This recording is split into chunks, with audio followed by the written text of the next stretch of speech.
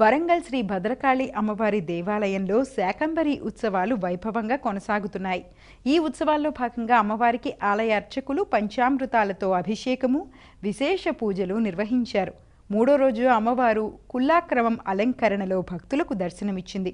అమ్మవారిని దర్శించుకునేందుకు వచ్చిన భక్తులతో ఆలయ ప్రాంగణం కిటకిటలాడింది. కుల్లాక్రమంలో కొలువుదీరిన అమ్మవారిని పూజిస్తే సకల శుభాలు కలుగుతాయని అర్చకులు తెలిపారు.